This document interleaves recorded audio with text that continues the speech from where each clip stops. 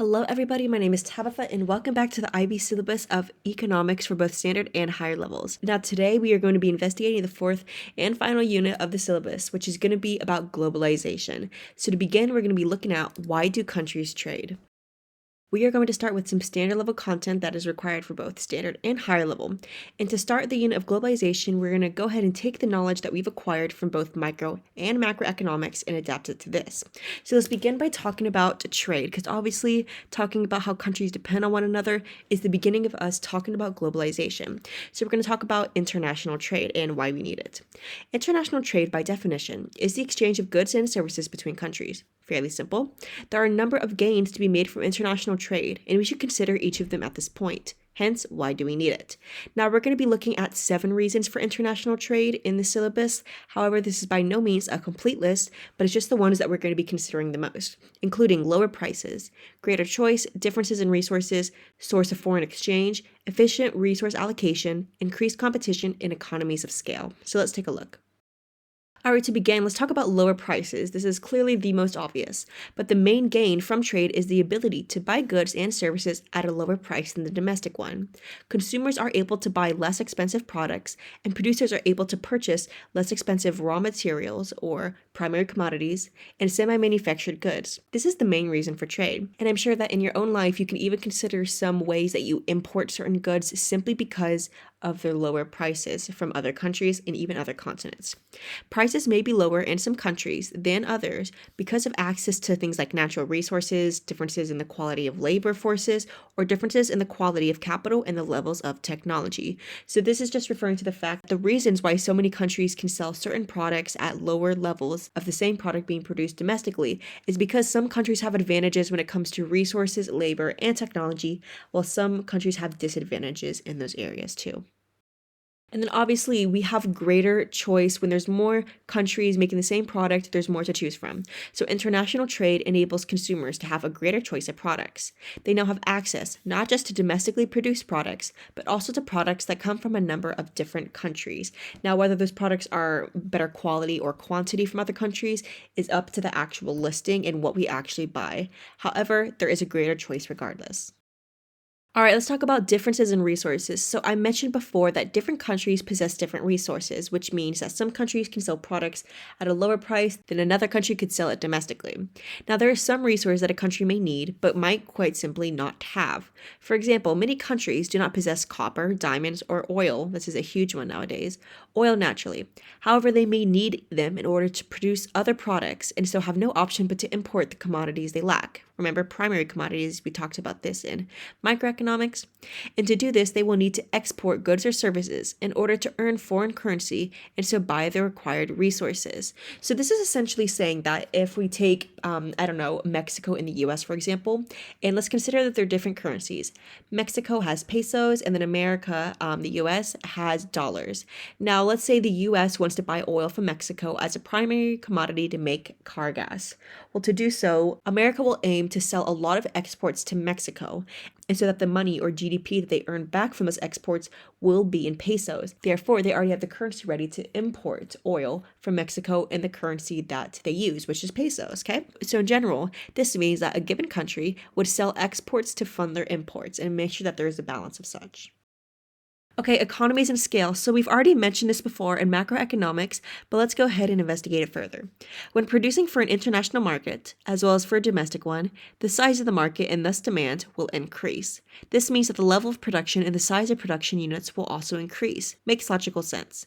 And as we know from a previous chapter, the increased levels of production should provide scope for economies of scale to be achieved, and production should become more efficient. As obviously, if you think about this logically, as a factory gets bigger and more workers get higher, there might be things like specialization that help it become more efficient, which we'll look at a little bit more later on. But logically speaking, as a company or a firm making a certain product is able to expand their capital or their factors of production, obviously the efficiency should increase to a certain extent until the law of diminishing marginal returns takes place. But that's also from microeconomics and it's not mentioned that much here.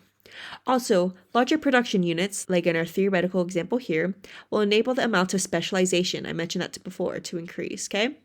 When firms are large, individuals may specialize in specific narrower tasks. So if you guys don't know it by definition already, specialization is the idea that if you own a pizza restaurant, okay? And let's say that for chefs in the back, there's 5 steps to make a pizza. There's to make the dough, there's to put sauce on the dough, there's to put cheese on the dough, there's to put toppings on the dough, and then there's to bake the pizza. Well, we know by the law of specialization that if this pizza place has 5 workers, they will be more efficient if one person does one job repetitively rather than every person doing every job. For example, this means that people would specialize in certain fields. For example, you would give one person the task of only making the dough or only putting sauce on the dough instead of having everybody make the dough, put sauce on the dough, put cheese on the dough, and bake it, okay? So that means that people are able to specialize in certain areas in the production. Therefore, they know it better, they practice it better, they have better skills at it, and specialization helps the producing firm increase efficiency, okay? Similarly, larger production units will also lead to greater scope for the division of labor. This is where a production process is broken down into a number of simple and basic tasks. Workers may then concentrate on small, repetitive tasks and achieve a higher degree of efficiency. Essentially, this is just extending the idea of specialization I mentioned before. International trade, and with it larger markets and production units, should enable production in countries' export industries to become more efficient in the long run. It should also make the producers more competitive. So to summarize this, in terms of economies of scale, if countries are going to trade, then obviously as some countries sell more exports to other countries, they have to increase their factors of production. Therefore, their economies of scales increase to a certain extent and is efficient to a certain extent. Therefore, some production firms are able to increase efficiency in the long run and should also make these producers more competitive on not just a domestic, but also a global market. And like I just mentioned before, increased competition. So international trade may lead to increased competition, as domestic firms may need to compete with foreign firms to be able to sell domestic products to their given country rather than have people rely on cheaper imports. This leads to a greater efficiency and may mean that consumers gain by being offered less expensive goods and services. So if you guys recall from microeconomics, there is like a general theory. There's not a specific name for it, but there's a general theory and concept that as in a free market, one of the reasons why we should encourage a free market is because natural competition will make firms the most efficient that they can possibly be, as they will always be incentivized to work harder, make their products of better quality, and to make their products cheaper. Therefore, competition will make them all way more efficient, and this means that as a result, consumers gain by being offered less expensive goods and services that are typically of higher qualities. It is also less likely that the quality and variety of goods available to consumers will increase with increased competition. Like I just said, most competitors will be battling. But now let's talk about what happens to resources that countries do have. Well, to find a more efficient allocation of resources. When international trade takes place freely, without government interference, then the countries that are best at producing certain goods and services will produce them. They will be able to produce these goods and services at the lowest cost and take advantage of their efficiency. If this happens in all of the different trading countries, then it is fair to assume that the world's resources are being used most efficiently when free trade is taking place. So this is just being able to take the concept of specialization from the example that I gave before about pizza workers and putting it on a global scale, saying that if each country specializes in producing a certain good based on the resources that they naturally have, then in the entire world, there will be a completely efficient allocation of resources, as each country will be making the most efficient amount of goods from the primary commodities that they already have. And hence, our world will be able to produce more and sell more, and the economies will boom more than ever when free trade is taking place. But now returning to the idea of exchanging currencies, let's talk about a source of foreign exchange. So if a country exports products, then that country will be paid in foreign currencies. For example, when Ghana sells gold and cocoa to the Netherlands, it will be paid in euro, which is the Netherlands currency, which it can then use to buy essential products from abroad, such as industrial machinery or petroleum. So this is basically just extending and connecting back to the idea that I mentioned before in differences in resources, which is the idea that people want to be able to earn money in the foreign currency so that that currency is ready to spend on imports from those given countries, okay? So this is especially especially important to countries like Ghana, which do not have a convertible currency, one which can be freely exchanged for other currencies on the world market. And really quickly, as a convertible currency goes, that just means a currency that is adaptable to many different countries and sometimes many different continents. For example, euros, which is used in the Netherlands, is used very commonly across Europe. Therefore, if a given country does a lot of trading with the euros currency across Europe, they can use that euro currency to buy imports from more than just the Netherlands, But Ghana doesn't have that same advantage because their currency is not used much outside of the country itself. Therefore, as it lacks a convertible currency, the only way that Ghana can buy goods from abroad is if it manages to sell goods abroad first, thus getting hold of the foreign exchange. So, it should be clear that an important gain from international trade to all countries, but especially developing countries, is that it gives them a source of foreign exchange, which is just the money, the new currency, that can then be used to purchase goods and services from other countries. All right, now I can probably guess that you're wondering, why do you already have the slide for high level content on this? Well, that's because if you're in standard level content, this chapter is over for you. It was probably less than 10 minutes, and this is all the content you need to know. However, for higher level students, we're gonna have to extend the theory and calculations quite a bit, so you better tuck yourselves in for this one. But how does a country choose what to export and import? Well, as we've already mentioned, there are many advantages to international trade. But which goods should a country produce for export, and which goods should it import? Well, the answer to this lies in the concept of comparative advantage. And this is going to be connecting with another concept that we introduced before, a specialization. So let's go ahead and take a look.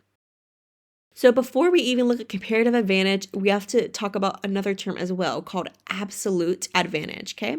And let's start by looking at the concept of it. So a country is said to have absolute advantage in the production of a good if it can produce it using fewer resources than another country. So essentially then, the theory of absolute advantage is exactly what the definition sounds like, which is meaning that if we take a look at the example down here, given that each country here is given the same amount of resources to produce kilos of lamb and meters of cloth, as you can see, both countries, in this case Australia and China, will produce a different numbers of each given good due to the other resources and factors like labor force, capital, purchasing factors of production opportunities, etc., etc. Okay? These are all other things that will affect how well a country is able or is not able to produce a certain amount of good given the same amount of resources and time as another country. So when a country has absolute advantage, it produces the most amount of good possible compared to another country. So taking a look at this example, it's quite clear. Australia has the absolute advantage in making kilos of lamb because it makes more than China, 6 versus 4. Whereas in making meters of cloth, China has absolute advantage as they can make 3 meters of cloth versus 1 meter in just Australia. Okay? In this situation above, where each country has an absolute advantage in one production of one product, is known as reciprocal absolute advantage because it has 2 products split on each given side. But I did already warn you guys before this would connect to the theory of specialization, so now let's understand why, okay? Given that Australia has the absolute advantage in lamb and China has the absolute advantage in meters of cloth, Australia should specialize in the production of lamb and China should specialize in the production of cloth, as the output of both products will be maximized when the countries specialize, and after trading, both countries will gain. Now, this obviously makes sense because if Australia is able to be more efficient in making lamb and China is more efficient in making cloth, then don't you think each country should be able to specialize only specifically in the industry in which they're best at? Meaning that if China stops making lamb and only makes cloth, and Australia stops making cloth and only makes lamb, obviously now they will be able to produce each of these given goods at the most efficient level possible. Thus, it will benefit world trade in the long run, okay? Now, as you guys can see here, there's a last row called total without trade, which is going to show how much each given country will have in terms of kilos of lamb and meters of cloth if they choose not to specialize and therefore not trade with each other. Between both countries, 10 kilos of lamb and 4 meters of cloth will be made. However, let's consider if both countries were to specialize in their given fields. Let's assume that if Australia were to take away the amount of resources and time to make 1 meter of cloth here and instead spend those resources and time on making more kilos of lamb, then let's suppose that means that Australia would hypothetically double its amount of production. And if Australia does this, stops making any meters of cloth and instead uses those resources on lamb and makes twice as much lamb as before, it will make 12 instead. Think about it, okay? 6 times 2 is 12. It will make 12 in total, which is 2 more than if Australia and China were both to try to make kilos of lamb together in an inefficient way, okay? And similarly, let's talk about China. If China were to use its resources and time for making kilos of lamb, take that away because they don't have the comparative or they don't have the absolute advantage here, and instead use it on making more meters of cloth, let's say hypothetically that would increase their production by 2. Well, then obviously, as an answer, they will have 6 meters of cloth in total without trade, which again is 2 more than if Australia and China would both be trying to make it without specialization. Hence, you can see overall in both categories, specialization increases the total output without even trade yet. Thus, we can conclude and prove total output of both goods has risen following specialization. But now I mentioned it before, and now we can understand it better. Let's talk about comparative advantage. Trade could still be beneficial to both countries when one of the countries has an absolute advantage in producing all goods. Think about it hypothetically. Let's say Australia somehow, besides being bad at making cloth, has the absolute advantage in making every single good in the world because their resources and their labor force is just that great. Okay? But taking that example, let's talk about something called comparative advantage, which a country is said to have a comparative advantage in the production of a good if it can produce the good at a lower opportunity cost than another country. In other words, country A, in our case Australia, would have to give up less units of another good to produce the first good in question than another country does, meaning again that they can produce the most amount of goods in the most efficient way possible. But now let's take a closer look. All right, so repasting that definition right up here, just to keep it in mind, we're going to take a look at some very simple calculations for it, okay? We're going to be taking a look at a table for 2 countries, France and Poland, in 2 production industries. And then we'll be calculating the opportunity cost of both. Okay, now I'm going to show you guys a very simple formula to calculate the opportunity cost given a table like this, okay? Okay, you're going to do the sacrifice, I'll just say S, divided by the product made, let's say P. And that's how you calculate opportunity cost. So for example, France and Poland in making liters of wine, they're going to divide the sacrifice of what else they can make instead, which would be cheese in this case, by the amount of liters of wine they could make. So France has to sacrifice 4 kilos of cheese to make 3 liters of wine. Hence, the opportunity cost of 1 liter of wine is 4/3. Same with Poland. 3 divided by 1 is just 3. And same if we do it the opposite way around too. The opportunity cost of 1 kilo of cheese for France would be the sacrifice 3 divided by 4, 3/4 liter of wine. And the same thing for Poland, 1 divided by 3, which would be 1/3 liter of wine as an opportunity cost, okay? And according to these calculations, we can see that France has a lower opportunity cost of making wine, as 4/3 is less than 3. So we know that France should probably specialize in cheese, as by definition of comparative advantage, they give up less and have a lower opportunity cost. But the opposite applies for kilos of cheese, in which Poland has the comparative advantage because they have a less opportunity cost than France does in making kilos of cheese. But now let's compare the two. So this graph and calculations here shows that France actually has an absolute advantage in the production of both goods, as 3 is bigger than 1 and 4 is bigger than 3. However, in terms of comparative advantage, France has a comparative advantage in the production of wine, okay? And Poland has a comparative advantage in the production of cheese here. This is because France only has to give up 4/3 kilos of cheese to produce a liter of wine, whereas Poland has to give up 3 kilos. But Poland only has to give up 1/3 liter of wine to produce a kilo of cheese, whereas France has to give up 3/4 liter of wine. So essentially, if you're ever given a graph like this, all you have to do is do the calculations and fill in these 2 columns here, and then find the smaller value of each one, and then that would be the country with the comparative advantage in that specific product. Okay, and by extension, the theory of comparative advantage tells us that France should specialize in the production of wine and that Poland should specialize in the production of cheese. As we pull the graph back here, if France has a comparative advantage in cheese, Poland has the comparative advantage in wine, we know that they should each specialize in each of the given categories as such. Okay, and given these values, France will then theoretically consume the most amount of wine that they wish and use any extra wine to exchange for cheese with Poland.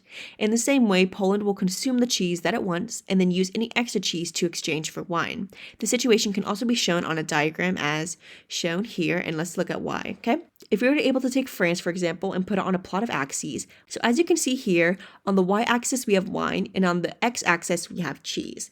Now, starting with France, as you can see, we can either make 3 liters of wine or 4 kilos of cheese. So those are the values we're going to plot. 3 liters of wine and 4 kilos of cheese. Okay, same thing for Poland. We can either make 1 liter of wine or 3 kilos of cheese. 1 liter of wine here, or 3 kilos of cheese.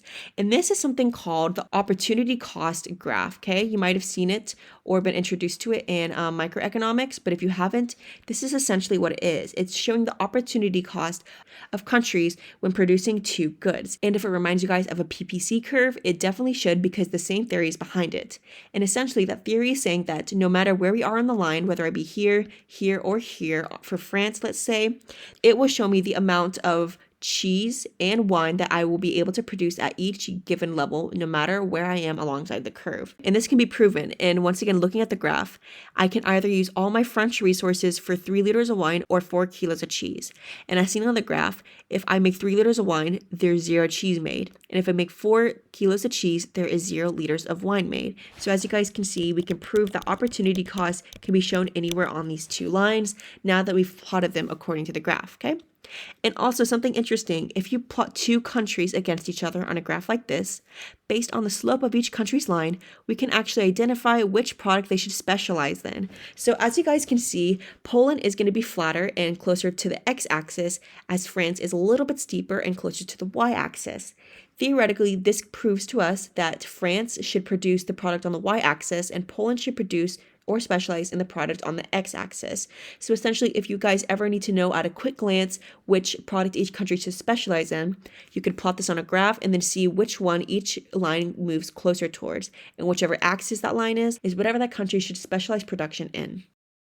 All right, but now let's do something on our own. Let's do some practice questions to be able to understand what we've been doing thus far. But I'll start with number 1, which is to calculate the opportunity cost for the table.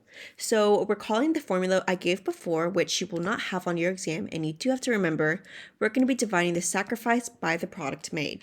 So let's take a closer look at our example. We're going to be comparing two countries of China and Pakistan to producing kilos of rice and meters of cloth.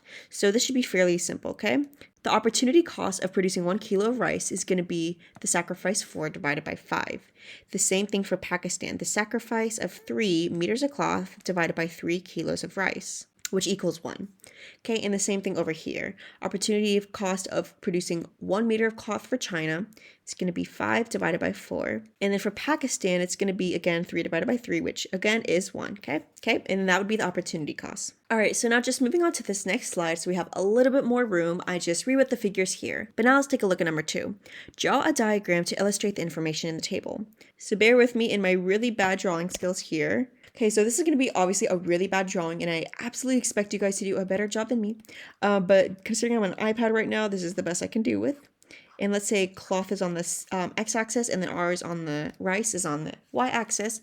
And then for China, it's going to be from 5 rice to 4 cloth. We're going to do 5 rice to 4 cloth. This is going to be China. And then Pakistan is 3 on either side. So we're going to do 3 to 3. And this is going to be Pakistan. Okay, and as you guys can already see here, this line for Pakistan is a little bit closer to the x-axis than the China line is, okay? So let's keep that in mind too. So number 3, should trade take place between China and Pakistan? Why? Well, yes, we could argue that trade should take place between both China and Pakistan, because clearly China has comparative advantage in making rice and Pakistan has comparative advantage in making cloth. Therefore, if they were both able to specialize in said given areas, then they'd be able to make a greater amount of total product and then be able to trade it between each country, which overall would mean that each country is as efficiently as possible. Therefore, each country will be able to access cloth and rice more easily. So that leads to number 4 as well. In which product should each country specialize and why? Well, China has lower opportunity cost for making rice, and Pakistan has lower opportunity cost for making cloth. And it's also proven here as Pakistan points towards cloth and China points towards rice. We can also prove again, using the graph, which product each country physically leans to. All right, but now let's talk about gains from specialization and trade. And this is going to be best explained using examples. So we're going to take a look at, again, cheese and wine between Poland and France, but in more detail this time, okay? So to show the potential gains from specialization for both countries, we need to consider an exchange ratio. This is the rate at which one product may be traded for another. For example, if I say there's a 1-to-1 exchange ratio between France and Poland, that would mean 1 kilo of cheese would be traded for 1 liter of wine. However, if I said there would be a 1-to-2 exchange ratio between France and Poland, that would mean France would exchange 1 kilo of cheese for 2 liters of wine, or vice versa, okay? Now for simplicity, we're going to be taking a look at this example with the ratio of 1 to 1, which in this case would include 1 kilo of cheese can be traded for 1 liter of wine.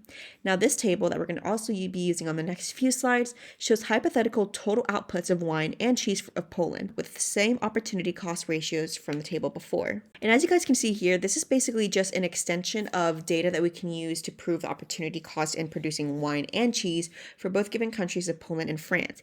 As you can see here, Poland can make maximum amount of cheese and 0 liters of wine, or they can use all their resources for wine and make 0 cheese, and same for France. But of course, with higher level, we have to do calculations, and we don't get calculations unless we have graphs. So taking back this data here again, we're going to be given a slightly scary graph here, but bear with me, we're going to get through it. So taking a look on this graph, as you can see, there's going to be a red line going from 1500 on both axes for liters of wine and kilos of cheese.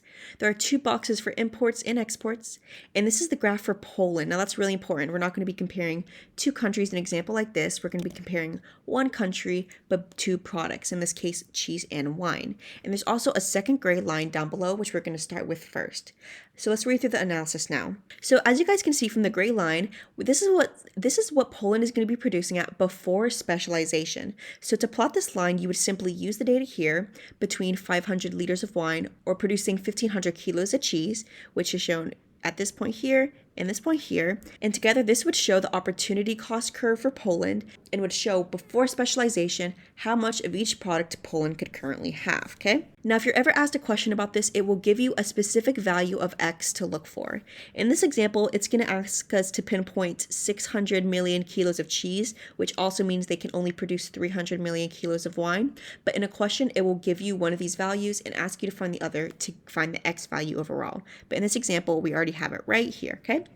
If Poland then specializes in cheese production, where it has the comparative advantage, as you can see, it's way closer to the y-axis than it is to the x-axis, then we now know that it will no longer produce any wine and will only produce cheese instead. Therefore, Poland will only be producing 1,500 kilos of cheese and 0 wine instead. So at this point, they'll be producing right here, where both of these lines are meeting, if they are to follow specialization in the product in which they are best at producing, okay? However, let's say Poland now agrees to export 600 million kilos of cheese to France at the exchange ratio of 1 to 1, and so receives 600 liters of wine in return, i.e. it imports the 600 million liters of wine.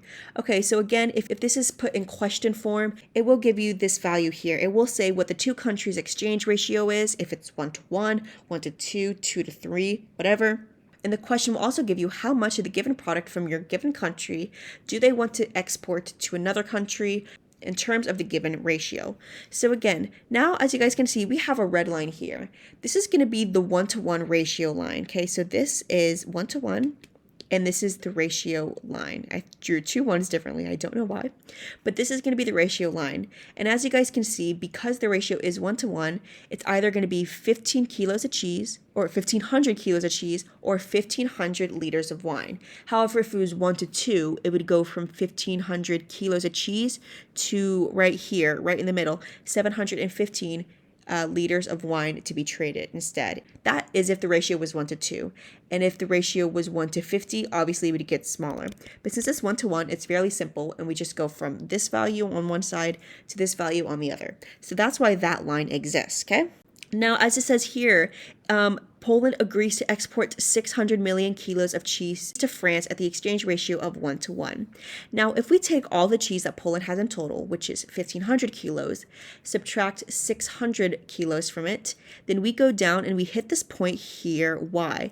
And as you can see, this is going to be labeled the exports area, as the top 600 out of the 1,500 kilos of cheese that Poland was able to make is going to be exported to France. Hence, this amount of cheese right here is going to be highlighted as exports on the graph, okay? And since we're going to be using a 1 to 1 ratio line, and that's the ratio between Poland and France, if we export 600 kilos of cheese, we expect in return 600 imported liters of wine. Hence, this space here from 0 to 600 is going to be the area of imports that Poland has from importing wine from France. So when you're designing this graph, your area of imports and your area of exports should be the same size given you are following a 1 to 1 ratio. Hence, this part is labeled exports because this is what Poland is giving to France, and this part is labeled imports because this is what France is giving to Poland, okay? And even after imports and exports, Poland will still have 900 million kilos of cheese here that it has not exported and has decided to keep, and also 600 million liters of wine that it decided to trade France for. Thus, as you guys can see here, before specialization, Poland was at point X on this line. However, after specialization, this line and this point grew to this red line here to point Y. Therefore, we can conclude that there is an obvious gain through specialization and the trade of 300 million kilos of cheese and liters of wine in the process. Now, given this example, we would have to do two of these graphs, okay? We would have to do one for each country because, like I said, one graph per country, but two products for each country. So now we would do the same thing, but for France and see the gains from specialization and trade for France. So now, given the same set of axes for kilos of cheese and liters of wine, let's read the analysis. Now, before specialization, France is either going to be producing 1,500 kilos of cheese here, or 2,000 liters of wine here, okay? Therefore, they're going to be producing somewhere alongside this gray line. And given the values from this question, they're going to be consuming value X of 600 million kilos of cheese, which would also be 1,200 million liters of wine. So they're going to be producing right here as of now, okay? However, since France is more pointed downwards towards the x-axis, and therefore we've already proven before it should specialize in wine production, let's assume that it does so because it does have the comparative advantage for it. Therefore, if it specializes in just wine, it's going to be producing only 2,000 liters of wine and 0 kilos of cheese. But another given value from the question is it also agrees to export 600 million liters of wine to Poland at the same exchange ratio of 1:1, and so receives 600 million kilos of cheese in return, i.e. it imports the 600 million kilos of cheese. So again, assuming we have the same exchange rate ratio, which we do, of 1:1 in this case, that we can see that theoretically, France can trade their 2,000 liters of wine for 2,000 kilos of cheese from Poland. However, since they want to export 600 million liters of wine to Poland, we're going to take this top 1,600 million section, so 2,000 minus 600 is going to be 1,400. And this is going to be the exports area. This is going to be the area of wine that they're going to export to Poland. And since the exchange ratio is 1:1, we know that by exporting 600 liters of wine to Poland, we're also going to gain 600 kilos of cheese. Hence, this import area here is going to be here, the bottom 600 kilos of cheese that they get from Poland. And again, as we've proven here, France is now producing outside its original value of X on the gray line to the value of Y on the red line. Therefore, although it doesn't move up as much as Poland did, there is once again a gain for both France and Poland through specialization, and that specific gain for France would be the extra 200 million in liters of wine that they would gain from doing specialization and trading with Poland. Therefore, from both past slides and graphs that we saw, we can conclude that both countries will gain from specialization and trade by being able to consume at a point beyond their original PPCs without specialization and trade. Obviously, the relative amounts of gain will depend upon the exchange rate that presides in each market, but it is clear that it's possible for both countries to benefit and not just one. But now let's take a look at some practice questions just to make sure we really understand this theory. So number one, going back to opportunity costs in producing tea and coffee. Now there's going to be 4 answers for this, just warning you. For each country, there's going to be 2 answers, one for sacrificing coffee and one for sacrificing tea in this case. So remember the formula from before, sacrifice divided by product made gives us our answer, okay? So for A, for Amazonia, we know that given the top value of coffee and the top value of tea, that to make 1 kilo of coffee, 250 divided by 500, whatever that value may be, which is, this is going to be the opportunity cost for making 1 million kilos of coffee in Amazonia. And then for making tea, it's just going to be the opposite, okay? We have to divide the sacrifice 500 million kilos of coffee by 250 million kilos of tea. And this is going to be the opportunity cost of making 1 million kilos of tea. Same for Bretonia, question B. Okay, let's do coffee first. Let's take each top value. Now, if we sacrifice 1,200 million kilos of tea to make 600 million kilos of coffee, we get this value, which means it's the opportunity cost to make 1 million kilos of coffee. And then to make 1 million kilos of tea, we again just reverse it. So 600 sacrifice divided by 1,200, the actual product made. All right, so I went ahead and used my calculator quickly and simplified both answers down to these values. Now, from these values, we can deduce the following, okay? That Amazonia has the comparative advantage in making coffee because this value is lower than this value, whilst Bretonia has the comparative advantage in making tea, as this value is lower than this value. So let's keep that in mind. But now let's try to draw some really rickety PPC curves, which, like I said before, with this iPad are not going to look too pretty, but you get the gist, okay? So let's assume that the two countries will exchange tea and coffee with the same ratio from before, okay, 1-to-1, i.e. 1 kilo of coffee for 1 kilo of tea. In this case, let's start with Amazonia. We're going to draw a PPC for them, okay? So that's given my first line. And this is given my second line. Like I said, not too pretty, but you get what you get. Coffee is going to be on the y-axis and tea is going to be on the x-axis with 0 right here, okay? So this is all for Amazonia, so let me just do A for short.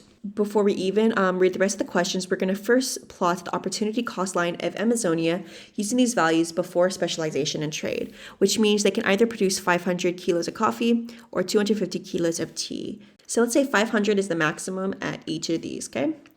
500 to 250 is going to be looking like that, okay? Let's say this is 250, and this is 500 for coffee versus tea. This is the original line.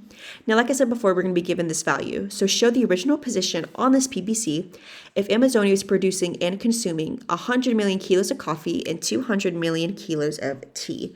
So if we basically go up 1/5 of the way here, we will cross this line eventually at a place that's going to be, and I'm going to have to extend it down so that we can still see it, 200 teas, okay? So for 200 teas, it's going to be 100 coffees, and then that first question is going to be answered, okay? This is going to be the place. This is going to be the x, okay? We found our x now, okay? But now for B, part 2.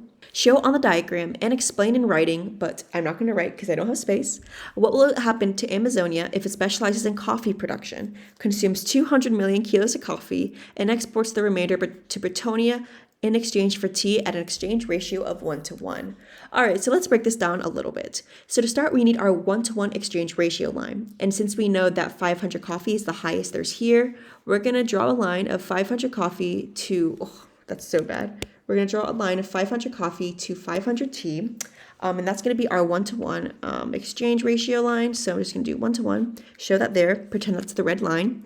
And now assuming that Amazonia specializes in coffee because it's closer to the y than the x-axis, let's assume that they only produce 500 kilos of coffee and 0 kilos of tea at this point, okay? They only want to consume 200 out of the 500 and export the rest away. They're only going to consume enough coffee up to 200 of 500 at a point right here. So at a point about right here of 200. So if we keep drawing the line across here of 200, it's eventually going to hit the ratio curve. Now from the space between 500 to 200, so the 300 in between, we know that this is going to be the exports, which I'm just going to mark with an EX, okay? We know this is going to be the exports because as said in the question, if Amazonia only consumes 200 out of 500, then obviously the extra 300 are going to be exported, okay? The extra 300 in between are going to be exported to Bretonia, okay? And because we know it's a 1-to-1 ratio line, if we export 300, we're going to import 300. So we know that the space right here is going to be Amazonia imports of tea, okay? And if we keep dragging it down here, we know that the whole space, oh, I'm so sorry, my graph is so messy, but can we pretend that this is hitting this line at 300? Yeah, let's pretend that, okay?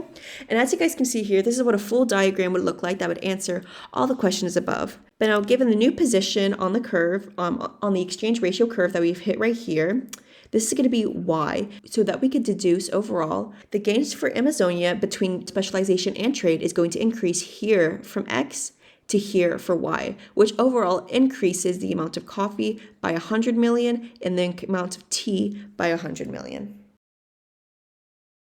All right, but now that you guys have already absorbed everything I've just said, we have to do the same for the other country. We have to do the same for Bretonia. So let's start by drawing the same set of axes that we did just before. Now, I'm just going to try my best again to do it, and we're going to keep coffee and tea on their same relative axes. That's really important, especially if you draw them comparatively for two countries but the same products. So make sure you do that. And we're literally just going to go through the same steps that we did for Amazonia. So knowing that we want to start with the original curve for Bretonia before specialization, we're going to show the maximums of 1200 tea and 600 coffee. So now that we know that 1200 is the maximum for either side, the max here is going to be 1200, okay? So it's either going to be 1200 tea or 600 coffee. So we know it's going to hit somewhere there is going to be the 600 for coffee. And then here is going to be the 1200 for tea, okay? That is the original line.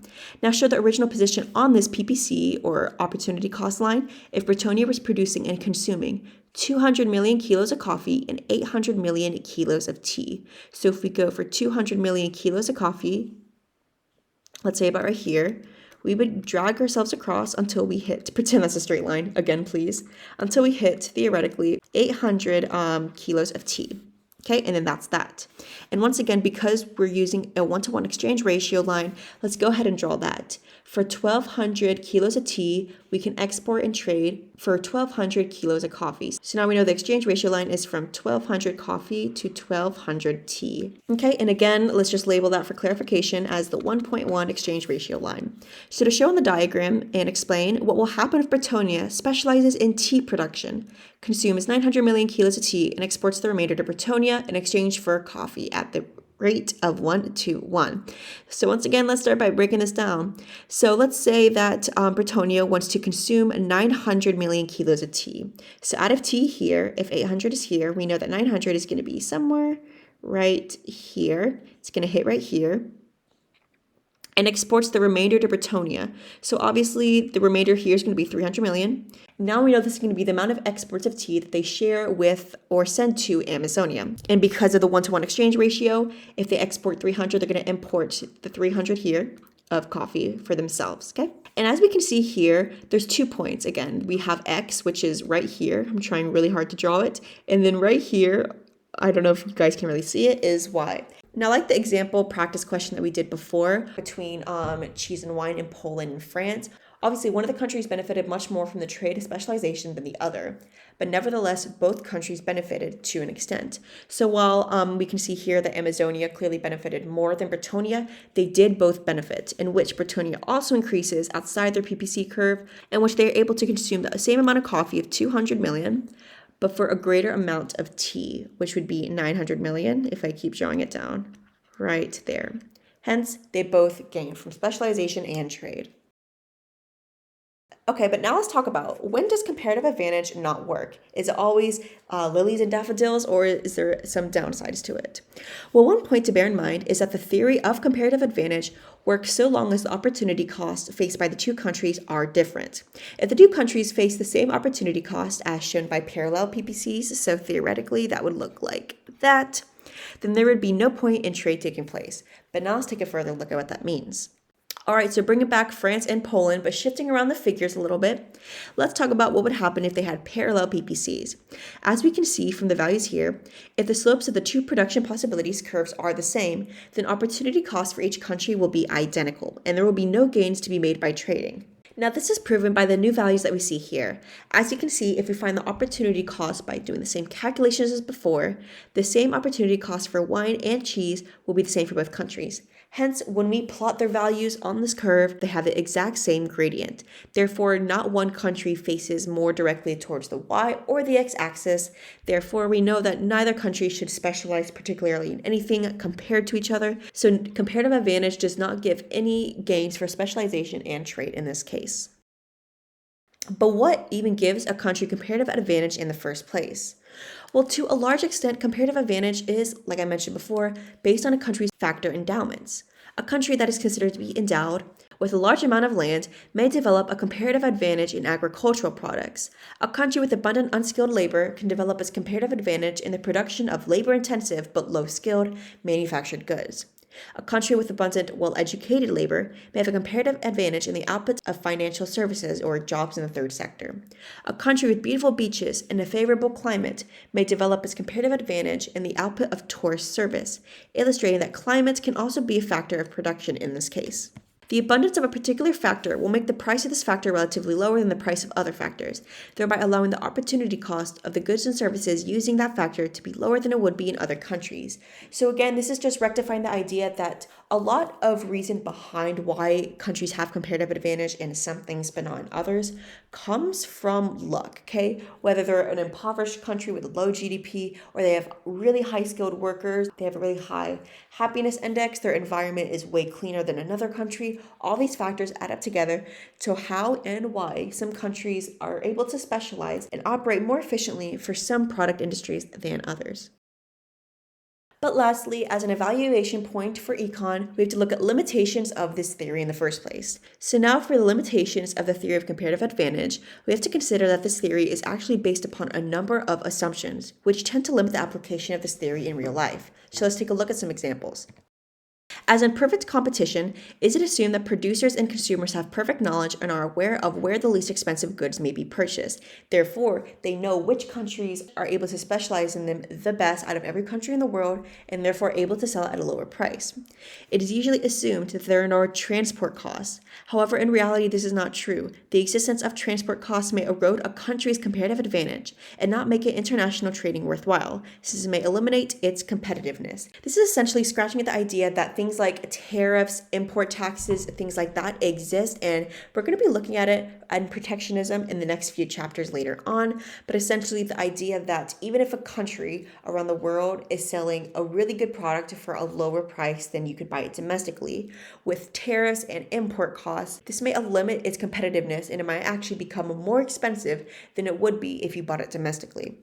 Basic theories assume that there are only two economies producing two goods. As we saw in the past examples, we're only considering two economies of two countries. However, and while this is a little bit of a problem in theory, it's not the biggest, as the theory may be applied to more countries with more products, and it is still able to tell where the comparative advantages lie. We would just have to plot more lines and more opportunity cost countries on our given graphs. To continue, it is usually assumed that costs do not change and that the returns to scale are constant, i.e., there are no economies or diseconomies of scale. However, the existence of economies of scale would, in all probability, increase a country's comparative advantage, as relative costs of production fall even more as an economy grows bigger. So again, scratching back at the idea that as an economy increases in size as they sell more exports, so they need more factors of production in total, as they increase, it will change the cost. Typically, it will make them cheaper as their cost of production fall even more relative to how much money they're making to make more product, okay? It is usually assumed that the goods being traded are identical, such as barley, cotton, or bananas.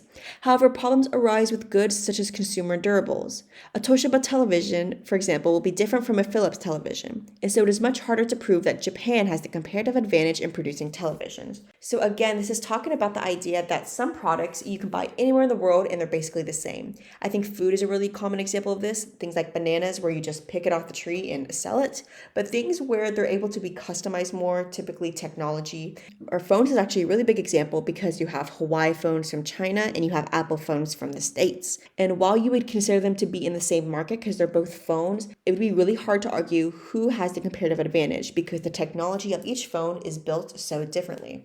It is usually assumed that factors of production remain in the country. However, it may be that the FOPs, rather than the goods, move from country to country. For example, developed countries, rather than exporting finished goods to developing countries, may invest capital in these developing countries to enable goods to be produced there. Labor may migrate from low-wage to high-wage countries, and as labor migrates, countries may lose comparative advantages in some specific fields.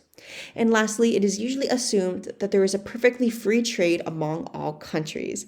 But of course, in reality, there are likely to be government-imposed trade barriers in many industries, which is a perfect lead into our next chapter of free trade versus protectionism, which we will explore in Unit 4.2. But until then, thank you guys so much for watching, and this is the end of higher level and standard level content of Unit 4.1 as the beginning of globalization and talking about why do countries trade.